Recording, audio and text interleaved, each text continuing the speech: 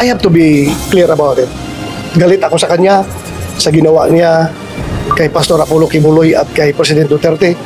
Pero ngayon naawa ako sa kanya dahil after nung ginawa niya lahat-lahat, binigyan siya ng posisyon, tapos hinibak lang rin siya.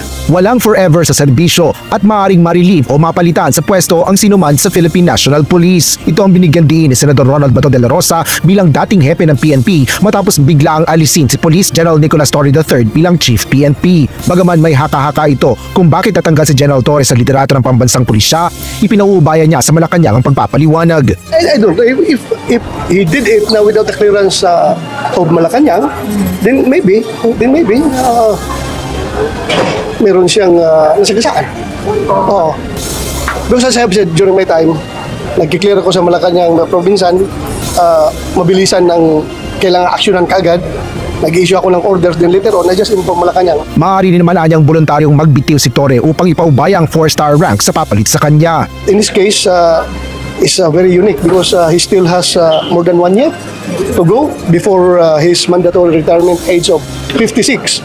So nasa kanya yan if he doesn't give up his rank, his 4-star rank, ay pwedeng ang Chief PNP or yung magiging acting Chief PNP will be holding a 3-star rank only. Kaugnay naman ang pagpapanatili ng moral ng mga pulis, sinabi ni Senador Bato na sanay na ang PNP sa pagpapalit ng kanilang liderato. Kumpiyansa rin ang mababata sa bagong PNP Chief na si Police Lieutenant General Jose Melencio Nartates Jr. Para naman kay Senador Panfilo Ping Lacson na dati ring nagsilbi bilang PNP Chief, lumagpas sa kanyang hawak na otoridad si General Torre.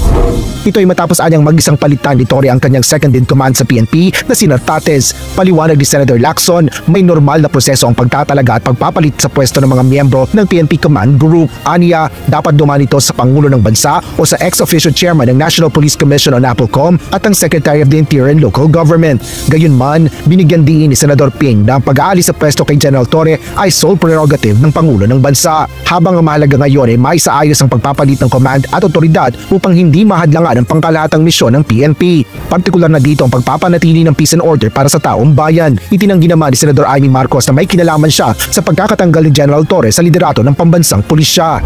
Ang pagkaalam ko na demote si Nartates at yung Pang General na Ilocano, nagdadaig kung bakit daw nangyari yun. Kaya sinita ko siya, sabi ko, hoy, ba't ganun? Nako, may balik yan, magdahan-dahan ka. Hindi ko naman alam, magiging bilang anghel ako. At nagpapaumanhin ako, wala akong alam. Ang alam ko lang, ang balita ko, doon sa mga appointment ng mga RD at iba pa, talagang hindi sila nakipagkonsulta kay Secretary John Vic. Hindi man tama yun. Siyempre, may boss tayong lahat. Boss na si John Vic.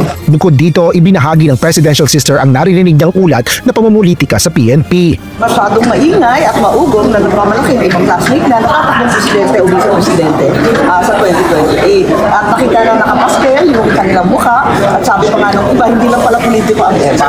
Kaya parang inaabangan na rin ng ibang tao dahil may nadidinig na pang